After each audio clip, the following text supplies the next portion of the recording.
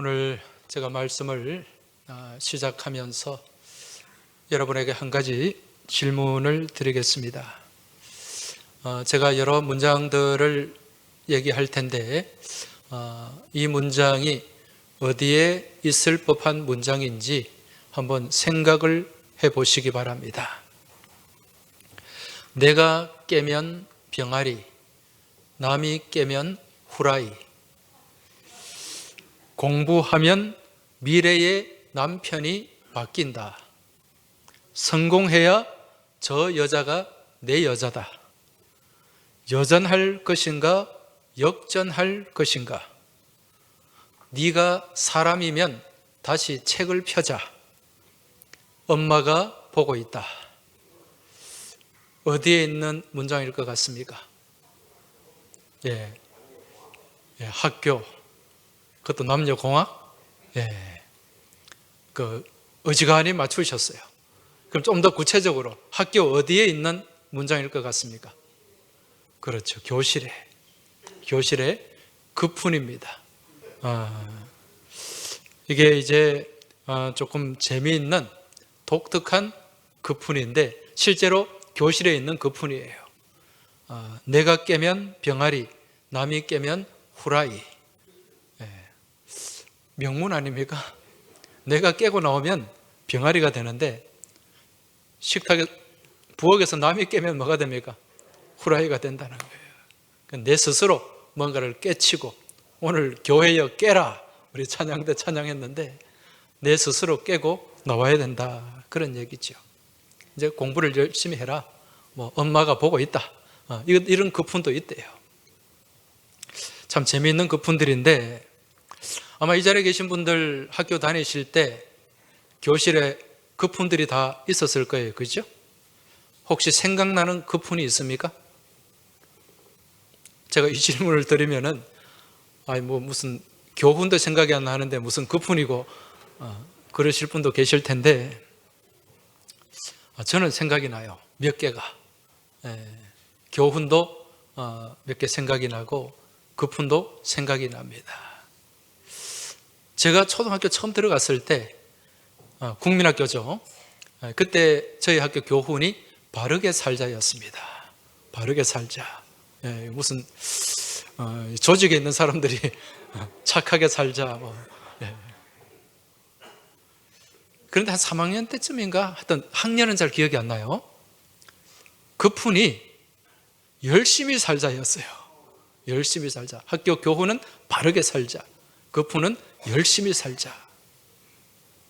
아마 선생님은 공부도 열심히 하고 숙제도 열심히 하고 또 운동도 열심히 하라는 그런 취지로 아마 그 그푼을 만들지 않았나 생각이 됩니다. 그런데 제가 이 초등학교 3학년을 지난 지가 벌써 한 45년, 6년이 훌쩍 지났는데 제가 이 오늘 말씀을 준비하면서 그 그푼이 갑자기 소환이 되더라고요. 열심히 살자. 이 그푼이 딱 있는데 이 주제죠. 그 학급의 주제인데 무엇을 위한 열심인가? 이런 생각이 들더라고요. 열심의 목적이 안 보여요.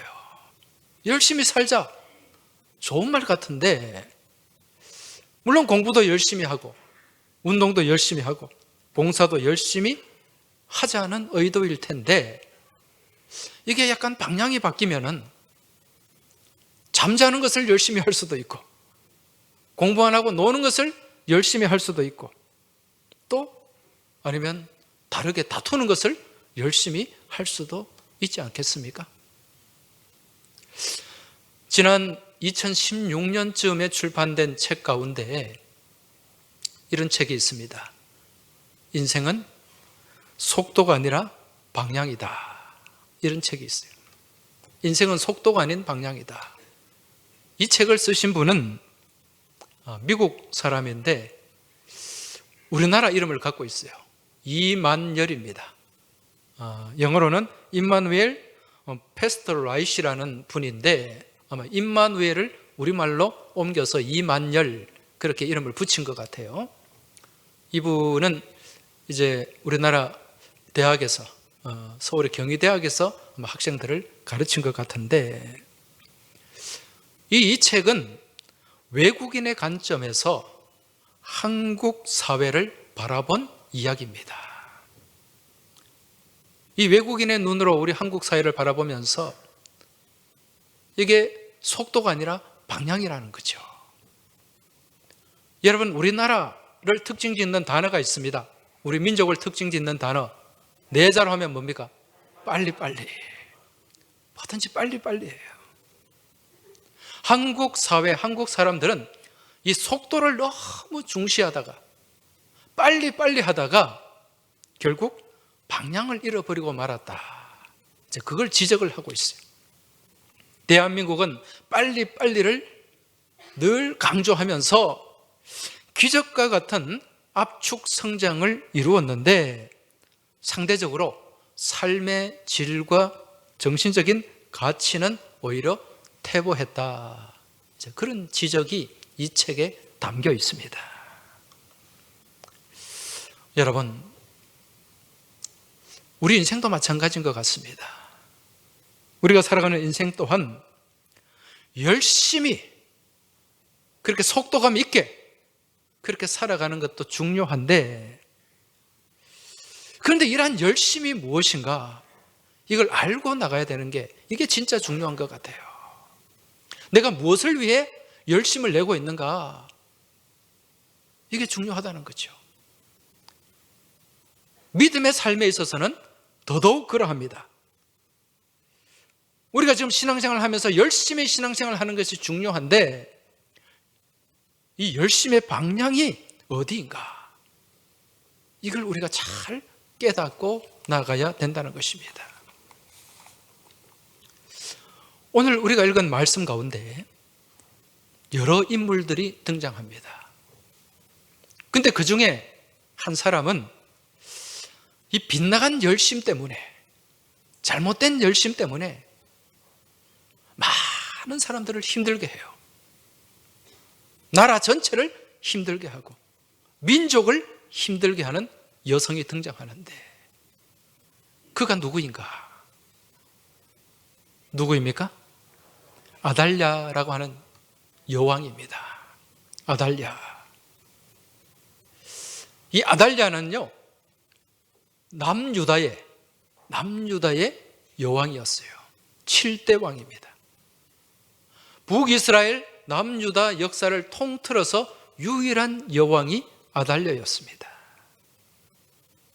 그런데 이 아달랴라는 여왕이 뭐 우리나라 선덕 여왕처럼, 영국의 엘리자베스 여왕처럼 그렇게 나라를 잘 다스렸는가?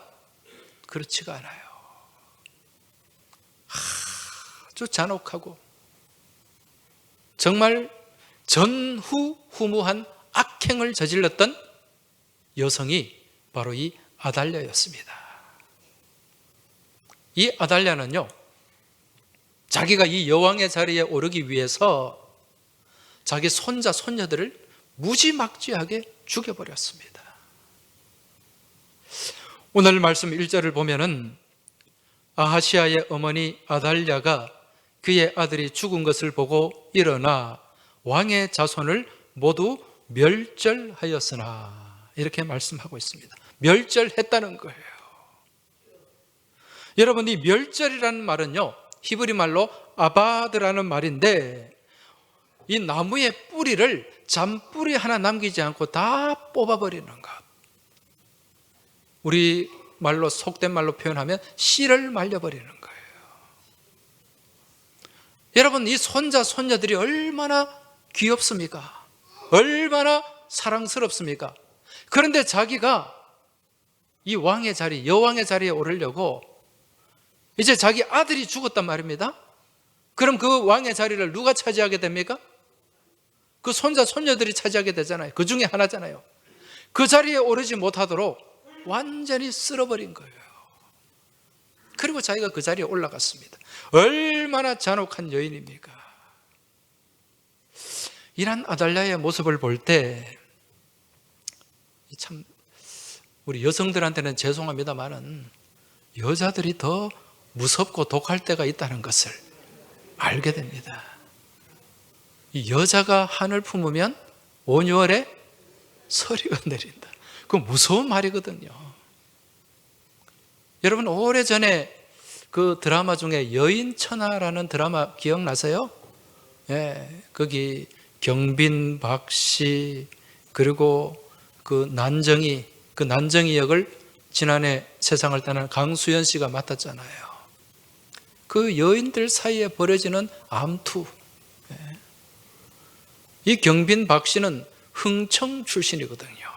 여러분, 우리 흥청, 망청 하잖아요. 예, 그 아주 흥청이 기생입니다. 기생. 그러니까 이런 여인들이 막 서로 권력을 두고 암투를 벌이는데, 야, 정말 잔혹한 일들도 불사하는 것을 보게 됩니다. 지금 남유다의 아달랴 또한 이런 자신의 권력을 위해서,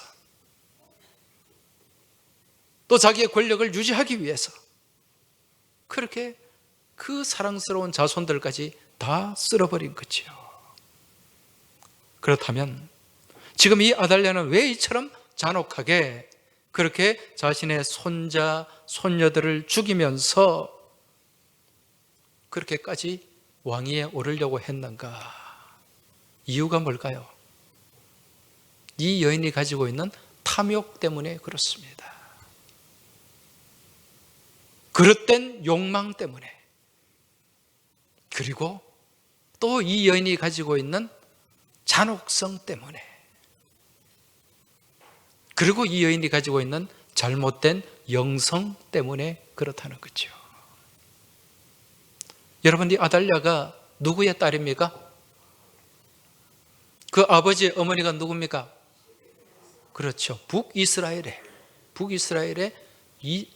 아합과 이세벨입니다.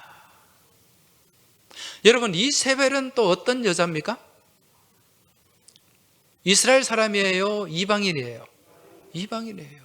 저기 시돈의 엣바알이라고 하는 시돈 왕의 딸이에요.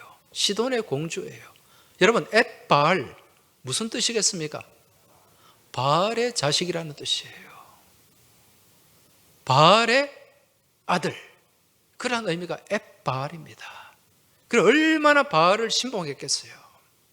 철저하게 바알을 따르고 신봉하는 그 집안에서 나고 자란 여인이 이세벨이었고, 이 이세벨과 결혼한 아합, 여러분, 북이스라엘 역사상 가장 악한 시대가 아합 왕의 시대였습니다. 그러한 가정에서 그러한 엄마와 아버지에게 보고 자란 여인이 누구였다고요? 아달랴. 이 여인이 남유다의 결혼을 해서 이제 왕비가 되었고, 그리고 여왕의 자리까지 지금 올라간 거예요. 그러면서 이 아달랴가 제위하는 동안, 통치하는 동안 이 남유다의 이 영적 상황은 완전히 쑥대밭이 되고 말았습니다. 얼마나 잔혹한 일들이 많이 일어났는지 몰라요. 여러분, 이러한 흐름을 이끌어가는 그 뒤에서 역사하는 존재가 있죠. 누가 역사했겠습니까? 사단이 역사하는 거예요. 이게 영적인 큰 그림을 놓고 보면은 이 남유다의, 그래도 북이스라엘은 여로보암 때부터 악한, 하나님 말씀에서 벗어난, 이 말씀에서 벗어난 길을 계속 걸었어요. 그나마 남유다는 그래도 이 영적 정통성을 갖고 있는 나라였는데, 이 나라를 그냥 휘저어버리고 쑥대밭을 만들기 위해서 악한 사단이, 마귀가 큰 그림을 갖고 이 이세벨을, 또 아달랴를, 그렇게 아달랴를 남유다로 보냈던 것입니다. 여러분, 마귀의 사명이 뭔지 아시죠? 마귀의 사명은 뭡니까? 하나님의 뜻을 가로막는 거예요. 하나님의 뜻을 거스리는 겁니다. 그리고 분열시키고 분쟁을 일으키는 거예요. 마귀는요, 이러한 사명을 감당하기 위해서 최선을 다합니다. 얼마나 열심을 내는지 몰라요. 마귀가 열심히 있을까요? 없을까요? 마귀가 열심히 있습니다. 마귀는요, 하나님 나라를 무너뜨리고 몸된 교회를 무너뜨리기 위해서는 최선을 다하고 자기가 가진 역량을 총동원하는 존재입니다. 그래서 죽이는 일에, 죽이는 열심을 가지고 나아가는 존재가 마귀라는 거죠. 이러한 악한 마귀의 휘둘림을 받는 아달랴 또한 무슨 열심을 갖고 있었을까요? 살리는 열심일까요? 죽이는 열심일까요? 죽이는 열심. 열심의 방향이 지금 잘못 잡힌 거예요. 우리가 이러한 아달랴의 모습을 보면서 깨달을 수 있는 것은 우리가 인생을 살아가면서 무엇이든지 최선을 다하고 열심히 하는 것만이 능사가 아니고 최고가 아니라는 것입니다. 지금 열심을 다하고 최선을 다하는 그 일이 어떤 일이며 그 일의 목적이 무엇인가를 깨닫고 나아가는 것이 가장 우선되어야 된다는 것입니다. 여러분, 간혹 우리 자녀들에게, 어른들이 아이들에게 열심히 해라, 뭐든지 열심히 하면 된다. 여러분, 이 말이 맞는 말입니까? 틀린 말입니까? 위험한 말이에요. 뭐든지 열심히 하면 될까요? 안 됩니다. 열심히 해야 되는 일, 선한 일, 좋은 일, 복된 일을 열심히 해야 되는 거예요.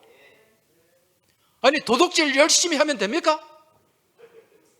뭐든지 열심히 하면 안 되는 거예요. 여러분, 이 도둑질도요, 이 성공한 도둑놈이 되려면 열심히 해야 됩니다. 이 도둑도 대충 하면은 이거 그냥 잡범이 돼가지고 늘 들락날락거리고. 여러분, 이 도둑놈 중에 제일 최고로 성공한 도둑이 누굽니까? 대도 조세형. 결국 뭐 조세형이도 잡히긴 했습니다만은, 여러분, 이 조세형을 보면은요, 이 나름 도둑의 철학을 갖고 있는 사람입니다. 이 굉장한 자기 나름대로요, 이 도둑으로서 자긍심을 갖고 있는 사람이에요. 그냥 막 도둑질한 사람이 아닙니다. 제가 언젠가 책에서 봤더니 이 조세형의 도둑 철학이 나오는데, 첫 번째가 가난한 사람의 집은 털지 않는다. 없는 사람 집에는 안 들어간다는 거예요. 물론 이거는 생산성도 없어요. 들어가봤자 별로 얻는 것도 없어. 그리고 가난한 사람은 아예 건드리지 않는다는 거예요. 두 번째는 외국인의 집은 털지 않는다. 외국 사람들의 집은 안 들어간다는 거예요. 왜? 국위 선양이 안 되기 때문에. 이 대한민국의 나쁜 이미지를 심어줄 수 있다는 거예요. 여러분, 도둑으로서 철학이 있지 않습니까? 국가 이미지가 나빠지는 걸 염려하는 도둑이었어요. 그리고 세 번째는 사람의 목숨은 절대로 해치지 않는다. 목숨은 건드리지 않는다. 물건만 훔친다는 거예요. 이 세 가지가 조세형의 도둑 철학이었습니다. 그래서 조세형은요, 나름의 이 원칙을 가지고 한 집을 터는 데 있어서 최선을 다했다고 합니다. 그냥 무조건 여기 빈집 있네, 담 넘어가지 않아요. 이번에 내가 작업할 집은 어느 집, 딱 물색을 해가지고 몇 주 동안 그 집을 답사를 한다고 합니다. 그래서 높은 데 올라가서 한번 보기도 하고, 또 그 집에 몇 시에 사람들이 들어왔다가 나가는지 다 체크하고, 그래서 내가 이 집을 털기에 가장 적당한 시간대가 언제인가를 딱 설정을 해가지고, 그리고 그 집의 구조도 어느 정도 파악을 해가지고 순식간에 터는 거예요. 순식간에. 그러니까 이 도둑을 잡지를 못하는 거죠. 나름 철저하게 연구해서 최선을 다하는 도둑질을 했다는 것입니다. 얼마나 프로의식이 있습니까? 얼마나 열심히 있습니까? 근데 여러분, 이 열심이 타당한 열심일까요? 그렇지 않아요. 지금 우크라이나 전쟁이 계속되고 있지 않습니까? 지금 얼마나 이 러시아와 우크라이나의 젊은이들이 많이 죽어가는지 모릅니다. 지금 러시아의 병사가 30만 명 이상이 죽거나 부상을 당했다고 합니다. 한 15만 명이 죽었대요. 이 20대, 30대 이 청년들이 이번 달에 들어와서도 러시아가 총공세를 펼쳤는데 하루에 막 1000명씩 죽어나갔답니다. 그럼에도 불구하고 지금 푸틴은 이 전쟁을 계속 하려고 해요. 전쟁에 대한 광적인 열심을 가지고 있습니다. 여러분, 이 열심이 타당한 열심입니까? 그렇지 않잖아요. 이 잘못된 열심이 얼마나 많은 사람들을 죽이고 얼마나 많은 나라들, 민족들을 힘들게 하는지 몰라요. 히틀러의 열심도 마찬가지입니다. 유대인들 600만 명을 학살했지 않습니까? 6.25 전쟁을 일으킨 김일성의 열심도 마찬가지입니다. 남북한 300만의 동족을 그렇게 죽음의 사지로 내몰았습니다. 과연 이게 정당성 있는 열심이냐는 것입니다. 앞서 말씀드린 것처럼 정말 중요한 것은 무대뽀 열심이 아니라 열심의 방향입니다. 여러분, 무대뽀가 뭔지 아시죠? 무대뽀. 이 대뽀라는 말은 일본말로 화승총, 조총을 얘기하는 거예요.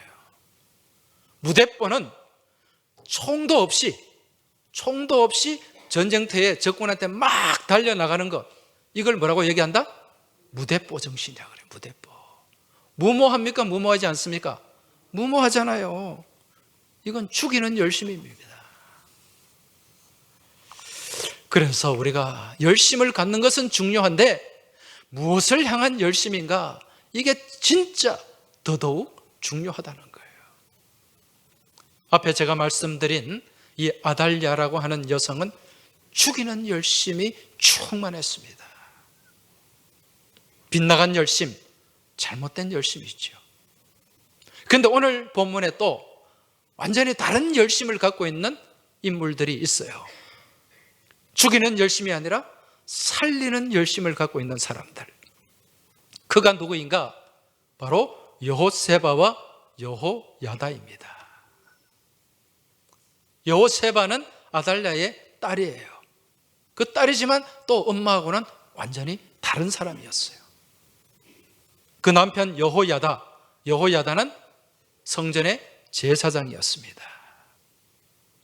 이 아달랴가 이제 아들 아하시야 왕이 죽고 손자 손녀들을 완전히 그냥 씨를 말렸는데 그때 유일하게 살아남은 한 아이가 있었습니다. 그 아이가 누구인가? 요아스라는 인물입니다. 태어난 지 얼마 되지 않았어요. 이 갓 태어난 아기 요아스를 누가 구출했는가? 그의 고모 여호세바가 구출을 하게 됩니다. 그리고 이 아이를 어디로 숨겼는가? 성전에 숨겼어요. 그 당시 성전은 굉장히 큰 건물이니까 성전 어느 구석진 곳에 작은 방에 숨겨서 몇 년을 키웠는가? 이 고모와 고모부가 6년을 키웠단 말입니다. 그 6년 동안 이 여왕 아달랴가 엄청난 폭정을 하게 됩니다. 백성들의 반발이 굉장했겠지요. 이때 이 제사장 여호세바가 이 남유다를 바로 세우기 위해서 쿠데타를 일으키게 됩니다. 그 쿠데타의 계획이 오늘 본문 4절 이후에 등장하고 있습니다. 4절 말씀을 한번 보시기 바랍니다. 7째 해에 여호야다가 사람을 보내 가리 사람의 백부장들과 호위병의 백부장들을 불러 데리고 여호와의 성전으로 들어가서 그들과 언약을 맺고 그들에게 여호와의 성전에서 맹세하게 한 후에 왕자를 그들에게 보이고. 지금 이 여호세바가 이제 이 왕자 요아스 왕자를 보여주면서 이 사람이 왕의 후손이고 이 아이가 이제 차후에 왕이 되어야 될 사람이다. 그러면서 자신의 거사 계획을 얘기를 했던 거죠. 이때 여기 보면은 가리 사람이라고 등장해요. 가리 사람. 이 가리 사람은 유대인이 아닙니다. 이스라엘 사람이 아니고 그 당시에 이 남유다의 용병으로 와 있던 블레셋 사람들이었어요. 그렛 사람이라고도 하는데, 이 가리 사람, 이 용병들은 자기들이 계약한 일만 하면 됩니다. 굳이 이러한 위험한 쿠데타에 참여할 이유가 없고 필요가 없었어요. 그런데 이들이 지금 이 여호세바와 적극 협력해서 이 쿠데타에 동참하는 것을 볼 수 있는데, 그 이유가 뭘까요? 지금 이 쿠데타의 정당성이 있다 없다? 있다는 거죠. 잘못된 것을 바로 잡으려고 하는 그 여호야다의 그 계획에 지금 이 이방인들까지 같이 참여하고 동참하는 것을 볼 수 있습니다. 여기에 누가 개입을 하시는 거죠? 하나님이 개입하고 계신다는 것입니다. 그래서 이 여호야다는 아주 이 쿠데타 계획을 철저하게 수립을 합니다. 오늘 5절 6절 말씀을 보면, 명령하여 이르되 너희가 행할 것은 이러하니 안식일에 들어온 너희 중 3분의 1은 왕궁을 주의하여 지키고 3분의 1은 수루문에 있고 3분의 1은 호위의 뒤에 있는 문에 있어서 이와 같이 왕궁을 주의하여 지키고, 안식일에 나가는 너희 중 2대는 여호와의 성전을 주의하여 지켜 왕을 호위하되. 이게 지금 여호야다의 작전 계획입니다. 이 계획을 철저하게 수립했고, 또 이 일을 아주 열심을 내어서 추진하는 것을 볼 수가 있는 것입니다. 여러분, 이 쿠데타는 성공했을까요? 실패했을까요? 성공했습니다. 결국 여왕 아달랴는 힘 한번 제대로 써보지 못하고 체포가 되었고 성전 밖으로 끌려 나와서 죽임을 맞게 됩니다. 여러분, 이 여호야다의 열심, 이 열심은 살리는 열심입니까? 죽이는 열심입니까? 살리는 열심이에요. 더 나아가서 17절 이후의 말씀을 보면은 이 여호야다를 통해 무엇이 이루어지는가? 종교 개혁이 이루어지고 있습니다. 17절, 18절 말씀을 다시 한번 보시기 바랍니다. 여호야다가 왕과 백성에게 여호와의 언약을 맺어 여호와의 백성이 되게 하고 왕과 백성 사이에도 언약을 세우게 하며 온 백성이 바알의 신당으로 가서 그 신당을 허물고 그 제단들과 우상들을 철저히 깨뜨리고 그 제단 앞에서 바알의 제사장 맏단을 죽이니라. 제사장이 관리들을 세워 여호와의 성전을 수직하게 하고. 할렐루야. 거룩한 종교 개혁이 이루어졌습니다. 이 여왕 아달랴가 집권하는 동안 온 나라가 우상천지가 되고 말았어요. 그러한 악한 우상의 제단을 다 깨뜨리고 다시금 여호와의 신앙을 바로 세웠던 것입니다. 살리는 일입니까? 죽이는 일입니까?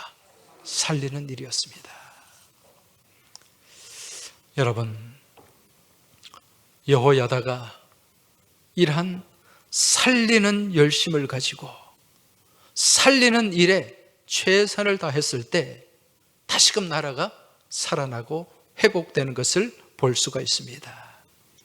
오늘 우리가 이 서로 비견되고 상반되는 두 개의 열심, 아달랴의 열심은 무슨 열심이었죠? 죽이는 열심이었습니다. 그런데 여호야다와 여호세바의 열심은 살리는 열심이었습니다. 이 두 열심을 바라보면서 오늘 우리는 어떤 열심을 가지고 나아가야 할 것인가? 어떤 열심을 가지고 믿음의 삶을 살아가야 할 것인가? 한번 우리가 진지하게 생각해야 됩니다. 그리고 우리의 삶을 살리는 열심에 집중하고 그곳에 포커스를 맞추어서 살리는 일을 감당하며 나아가야 될 줄 믿습니다.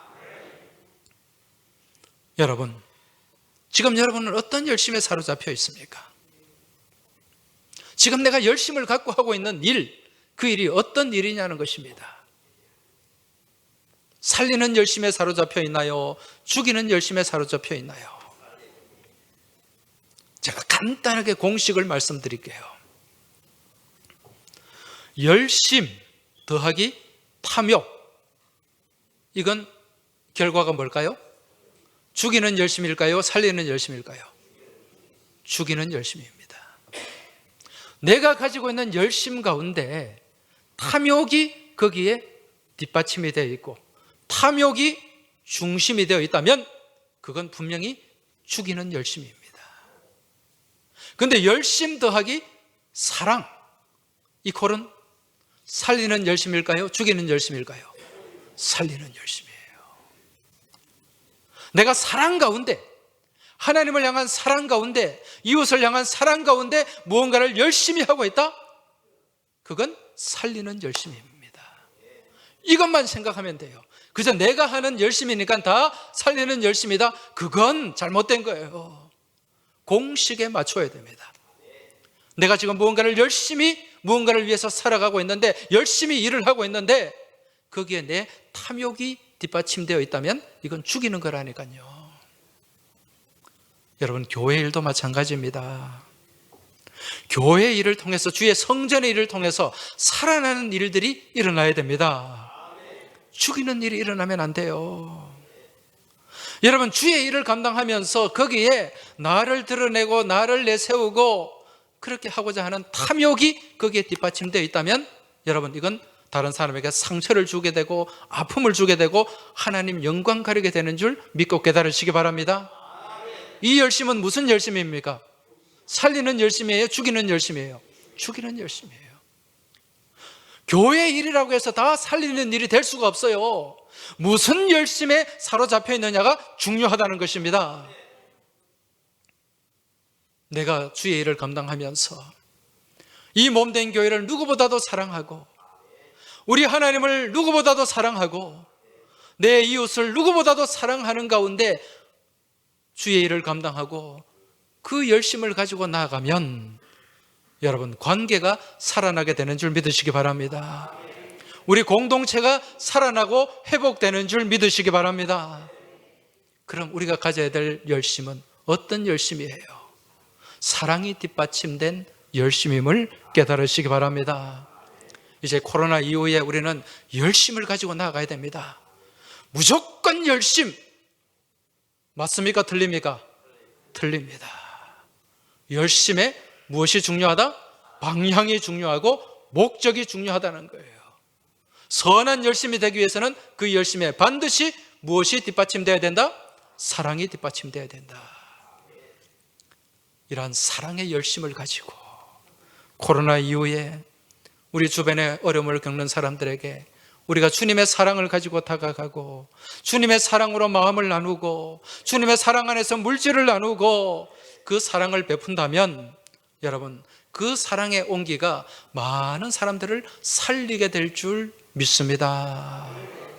이번 한 주간에도 그 사랑의 온기를 가지고 내 열심에 주님의 사랑을 더하여서 살리는 열심에 최선을 다하는 여러분과 저의 복된 삶이 되길 주의 이름으로 축원합니다. 하나님 아버지, 감사합니다. 속도보다 방향임을 깨닫게 하시니 감사합니다. 무조건 열심이 아닌 이 열심의 목적과 방향이 무엇인가를 깨닫게 하여 주시옵소서. 저희들의 열심 가운데 주님의 사랑이 더해지게 하여 주옵소서. 저희들의 열심 가운데 탐욕이, 헛된 욕망이 사라지게 하여 주시옵소서. 우리 주님 예수 그리스도 이름으로 기도하옵나이다. 아멘.